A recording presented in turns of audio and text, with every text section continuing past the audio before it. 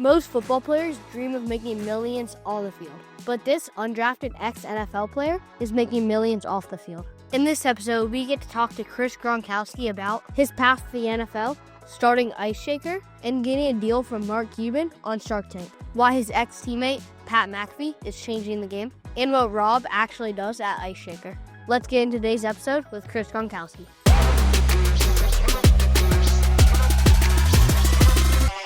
Before we jump into this week's episode with Chris Gronkowski, I got to tell you about our sponsor. It is Arete Shades. These are the glasses that we created with my 12-year-old son, Colton, who is behind the camera right now. Guys, these are the shades that I wear everywhere, that he wears everywhere, and that hundreds of athletes and baseball players are wearing to block out distractions. And I want to hook you up with a free pair of these guys. The red, white, and booms are red, white, and blue are boom pops. You can get a free pair. All you got to do is drop a comment with the code word Gronk. Yep, we're interviewing Chris Gronkowski. His brother is the Gronk. So let's leave a comment with Gronk, the coolest, most unique, most crazy comment with the code word Gronk is going to get a free pair of the red, white, and booms. Guys, I think you're going to love this episode. I think you're going to love Arete Shades even more. Check out areteshades.com to get your own pair right now. Get a free pair, code word Gronk. Let's go check out this week's episode with Chris Gronkowski. Your dad was a business owner starting G&G Fitness back in 1990. What are some things you picked up growing in a business-minded household? Yeah, great story.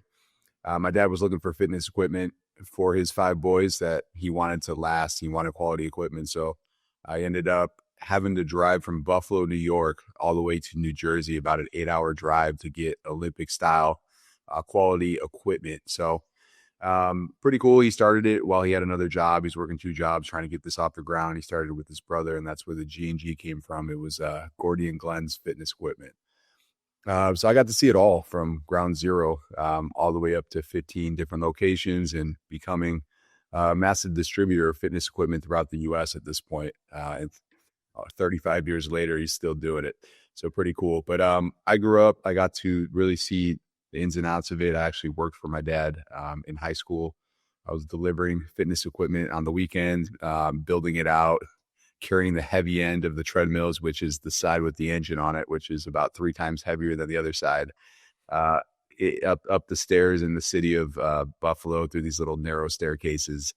But really taught me just hard work, the value of $1. And I would do that on Saturdays when I had days off and work 12-hour shifts, and I'll come back with $100, and I thought I had a lot of money in my pocket, but just great experience. I got to learn everything, kind of the ins and outs of running a business, hiring people, what it was like behind the scenes as well. So pretty cool. I didn't think it was going to be something I would do myself later on, but I guess subconsciously I got to learn how to run a business without even knowing it. You were drafted out of college and ended up signing with the Cowboys. What was that experience like? Yeah, I actually went undrafted. It was pretty cool, though. I had a brother that went later in the 7th round, but to go undrafted, I actually got to pick where I wanted to play. My agent did a great job for me. He found a team that he knew would have a spot for me, most likely. It put me in a great situation. So I got to choose the Dallas Cowboys at that point. I had about 5 or 6 other teams that wanted to sign me at that time, but my agent, before the draft was even over, said, if they don't take you, you're going to the Cowboys. And I signed about 3 minutes after the draft ended. So great experience for me. I got to go into a situation where I had a decent chance of making the team, and ended up making the team as a undrafted free agent rookie, which was the first time that happened in over 10 years with the Dallas Cowboys. That's awesome. As you ended your career, how did you start thinking about what was next, and where did Ice Shaker come from? Yeah, that was the tough part. Guys, their identity is sports and football, and a lot of times you don't think it's going to end, and you don't plan for plan B. So for me, I knew that it wouldn't last very long. I was lucky to be where I got to, and I was lucky to get 3 years in. And I had a plan B, and it was more in using my accounting degree. I had an accounting degree from the University of Arizona, and thought that would be something I would go on to use, but ended up, my wife started a business 3 years in, 3 different teams. She didn't want to go for a job interview every single week. So she started an online store through Etsy and through a website. And that's actually what I did for the first 5 years. And then from her business, I got the idea for Ice Shaker because people kept bringing in insulated bottles, and they wanted them customized. It was a customization business that she started, and I thought they were cool. I thought they worked well. I used them at work, but when I went to the gym, I grabbed the plastic shaker bottle, and it was warm. It smelled awful. I was dripping everywhere by the time I got to the gym, and that's where the idea for Ice Shaker came about. Love that. I love that you helped your wife, in those early days. As you went in and started the business, now transitioning into the ice shaker side, was there anything that was difficult about maybe being an athlete and starting a product business like Ice Shaker? Like, did manufacturers take you seriously? Did, it's just a football guy starting a brand? Or do you think it was something that actually helped you, open doors in those early days? It definitely helped open doors. It didn't help with manufacturing or anything like that. I don't get hurt, but it didn't help either. Really, the manufacturers just want to see numbers. They want to make sure that you're going to buy a lot. It's going to be worth their time. You're going to come back and buy more. So that's really all they care about at that point. But opening doors wise, it was great. I could have a conversation with a big distributor or a big company, and they'd at least take the call. And if I came prepared and I knew what I was talking about, I knew what I was doing, I'd usually end up getting the order. So it definitely helped having that background. And if anything else, it led to a good conversation that hopefully just spread the word about the company. What was your first big win for Ice Shaker? First big win for sure was going on Shark Tank, getting offers from all five. We were only 6 months in at that time with the company. So that was huge, massive win for us. The sales flooded in, the money from the investors came in as well, and it really helped us expand extremely fast in the first year. What do you think the win was out of that? Was it actually the capital? Was it the PR out of it? Was it allowing you to expand? Like what did you actually get out of that elevated the business to the next step? I mean, the biggest win was definitely the exposure to a company early on. It's just hard to get out there and to spread the word out there and kind of legitify the brand and the product when you're only 6 months old. It's just no one's heard of it. No one trusts it. The reviews aren't there yet. So to get offers from all five sharks on a massive national scene like that exposure was just huge for us. And then, of course, once you get that, then the money starts coming in, the orders start coming in. So the great part is it's not just one night. It's really a marathon now at this point. Some people watch it, or a lot of people watch it when it first releases, but you get a lot of people that record it, watch it the next day, the next week, weeks later, and now we have all the updates as well. So we do have 2 updates that continuously play on CNBC, so we do get a lot of exposure just from the updates as well. That's really cool that it's not just like this one-time event. It continues, and then obviously using the clips, using the footage, so much in there to continue to grow. I want to talk a little bit about this shift that at least that we're seeing with a lot of younger athletes who, and this isn't just football, this is all sports, who are thinking more about entrepreneurship, starting their own company, taking ownership of their own brand. Why do you think athletes are more focused on building their own companies and brands instead of just brand deals? Doesn't mean they don't do brand deals, but they're a little more entrepreneurial minded maybe than the generation before. I think they're seeing a couple other athletes win big on it. I think really LeBron was the first one I thought that really did this, but you also have to be a very high profile athlete to do it. But instead of doing deals and putting himself on the front of NBA 2K, he wanted ownership in everything that he did, which was smart. I went to a course at Harvard that the NFL allowed us to go to, and that was what they were talking about. How do you leverage yourself in the moment to get shares that will last, years and years, instead of just taking, 100K or 50K or whatever it is, depending on the event and the athlete up front, and then, blowing through that money and never, really having anything to show for it after buying a new car or a bunch of stuff you probably didn't need. So I think that's kind of what started the trend, was a couple guys that did it the right way, that hit big on it. I know my brother got in on body armor early on. I think he was their first athlete. He got shares early on. They ended up selling for, I think it was 6 or 8 billion, something crazy like that. So it just shows you the true value if you're actually in the company instead of just taking a paycheck for doing some stuff. So the guys are leaning that way because of that reason. I think at the same time, though, it's a lot of work. If you have your own company, your own brand, I don't think everyone's built for it. A lot of guys don't want to deal with all that. There's a lot that comes with it. There's, taxes and organization and employees and all kinds of other things too. So I think there's a fit for some guys to go that route. And then I think there's a fit for guys that just take the payday and run with it. Totally. What advice do you have for athletes who want to start their business during or after their playing days? I think the best route is kind of what Pat McAfee did. I was lucky enough to play with Pat McAfee my second year. I was with the Colts. And I watched this guy and I thought he was crazy, but he would sit there, and back then it was just Twitter, and he'd write back and forth to just random people on Twitter that were talking trash to him. And, he was happy to write back and give him his perspective. And it was never there's nothing bad about it or bad intentions. It was just, a good argument between why he thought this player was good or why he wasn't good or why it was a good play or really whatever it came down to. But his engagement was insane and no one else was doing it at that time. And I looked at him and I was like, man, why are you wasting your time doing this? And pretty soon he had 1 million followers and he built a brand for himself. He started doing the Pat McAfee show. He'd go on the road during the off season and, he built an entire brand for himself while he was still playing, which was very valuable because when you're playing, that's when the fans really engage and want to talk to you.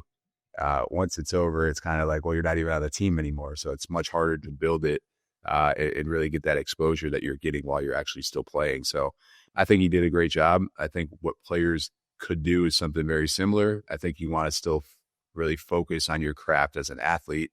But at the same time, you could build up your audience and build up trust and really have a great base so that when you do leave and you have your time and attention to put elsewhere, you have this really strong customer base that trusts you, that will help you out because you help them out and you answer the questions and you were super engaging while you were still playing, which most guys don't take the time to do. So I think Pat was a genius for that. I think he absolutely crushed it post-career because all the hard work that he did while he was still playing.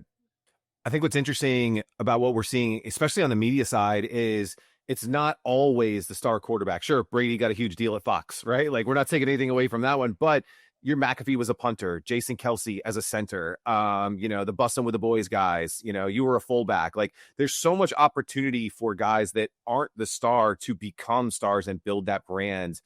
And I think the big thing that you said is like, you do have to capitalize on some of that while you're still playing, because that's when fans care about you. That's when you're at the highest height of your social status, if you will, during those days. But I see there's a huge opportunity for those, they're not second tier players, right? But just not the star player. There's an opportunity for them today like there never was before.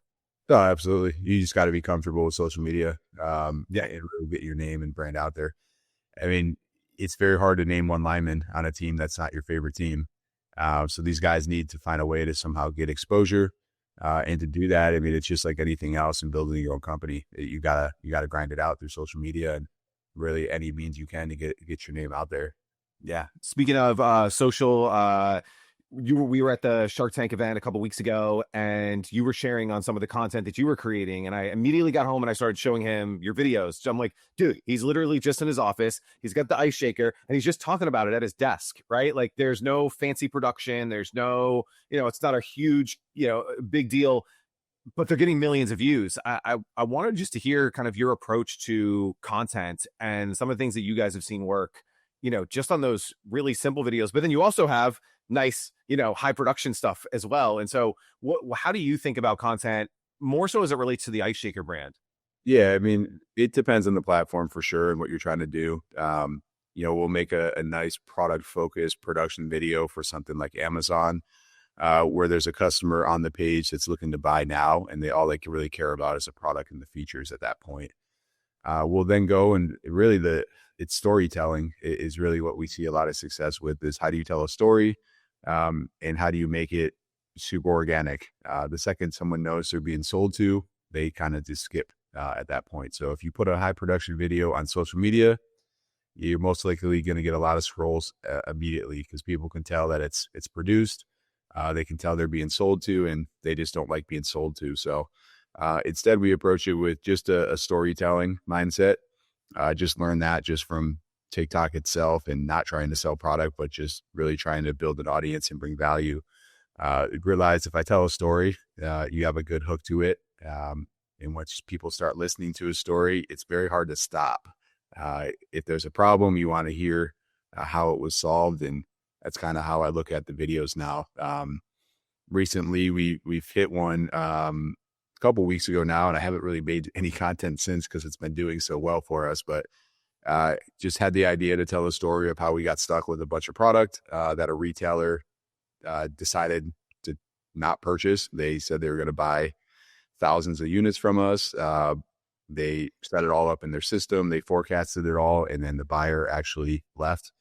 And the new buyer came in and was like, yeah, we're not buying that product. So we packaged it just for this retailer. It's in 4-packs. Like we did the whole deal. It all came in. It's all sitting there. And I'm sitting in my warehouse and I'm like, how do we get rid of this? There's a couple options. You can discount it.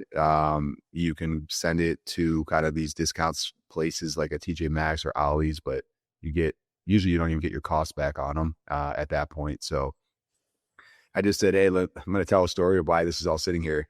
I have boxes and boxes of it sitting here. How do I just tell the story of why it's here, and let's see how it does? So I told that story and then offered a discount at the price that the retailer would have bought it from us at. And 1.2 million views later, in about a week, we sold a lot of the product. Like we're more than halfway through it now at this point, and it's continuing to actually pick up steam.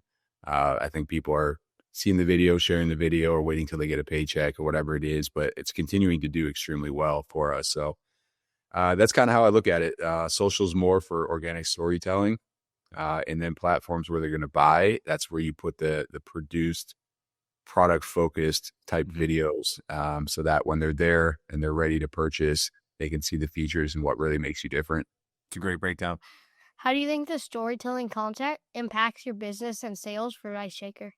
It's been massive for us. And it's not even just storytelling of the brand itself.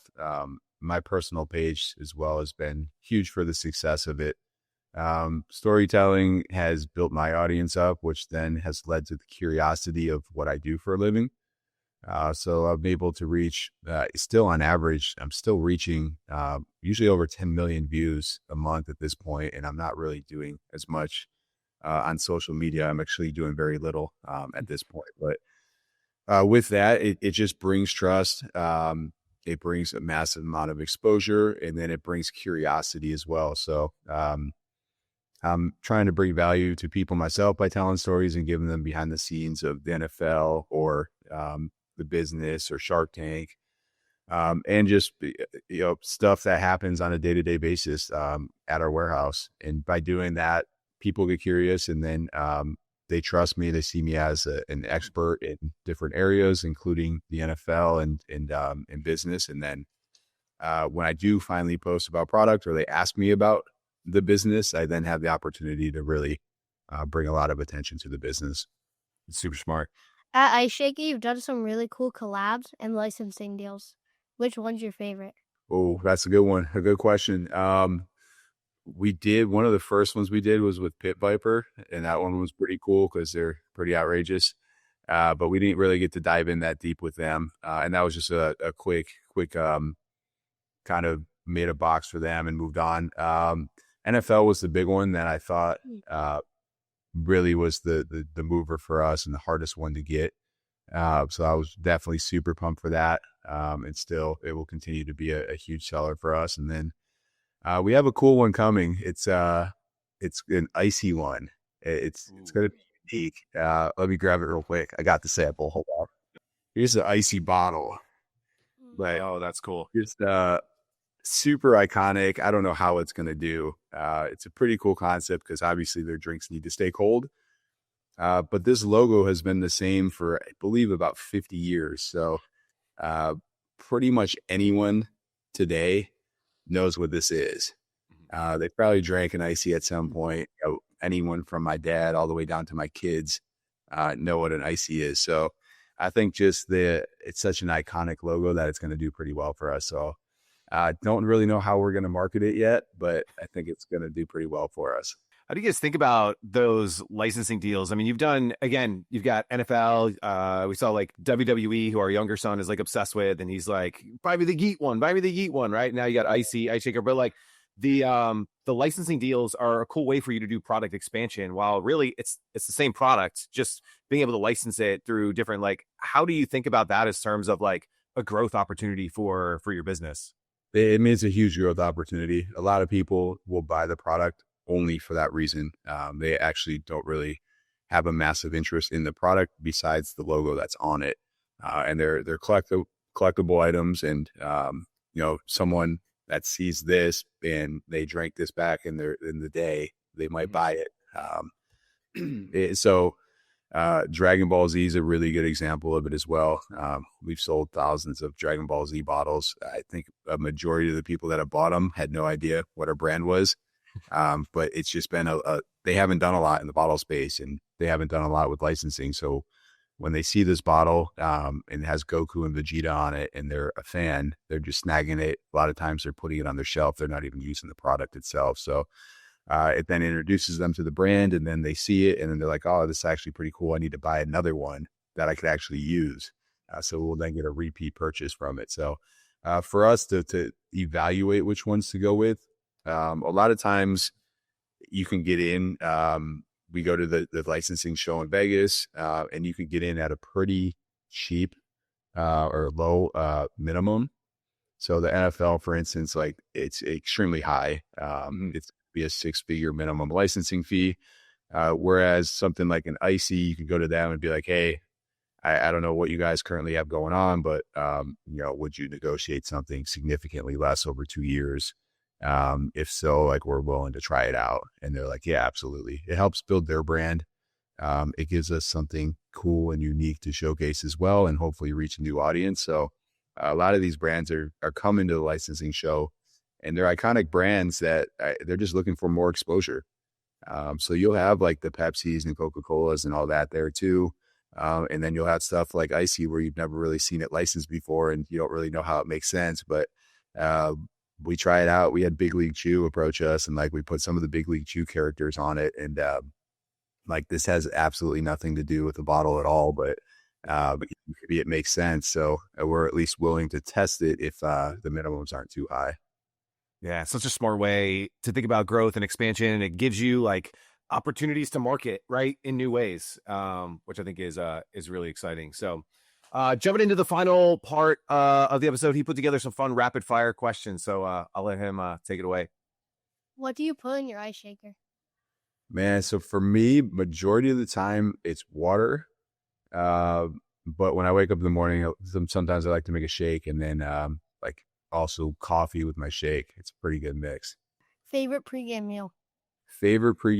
So usually back in the day, they would give us this massive buffet, and I'd always try not to eat too much, but I try to go something light like rice and chicken before an NFL game. Favorite book that's helped you in business or life? Oh, favorite book. Haven't read a ton, to tell you the truth, but I was a huge podcast guy instead. The MSCEO project with Andy Frischella was a huge one for me. Great motivational, but also very practical as well. And over 300 episodes. So I was all in on that when I first started the company. Best lesson a coach told you that has always stuck with you? Best lesson. Let's say always put the work in. I still remember when I was little, I was a baseball player, best on the team. He asked us to run around a pole. I ran and touched the pole, and I didn't run around it, and he made me rerun it. And it was like, at that point, it was one of those lessons where it was, hey, do the right thing. Don't take shortcuts. And I still always remember that to this day. What's your favorite college football moment? I'd probably say college football moment. We were playing Oregon. No, I'll go LA Bowl, because I had a touchdown on national TV to win the game, and it was only game on TV, so everyone saw it. Love that. Does Rob really do anything as a shareholder at Ice Shaker? He was just behind us right there for a second. There he is. Yeah, for sure. So he's actually here in town. He's going to help us We're probably going to do some kind of funny video with the Eagles championship bottle that we just came out with. So see how that goes. And then we have some baseball drip bottles that we have coming in. So when I see if you can talk about those as well. Love that. What's the coolest thing you've got because you get to do your business? Coolest thing I got to do with the business, I would probably say go on Shark Tank. It's a good one. Love it. Iceshaker.com. We'll tag up all your socials. Anything else you want to share? Any other cool promotions you got going on that we can tell everybody about? The new drip bottles coming. I think that's going to be big for us. We got Icy coming. We just launched Super Bowl championship bottles, but always coming out with something new. So definitely check out iceshaker.com. Love it. Iceshaker.com. Thanks, man. Go enjoy the time with your brother and the kids today. And thanks for doing this, man. Appreciate it.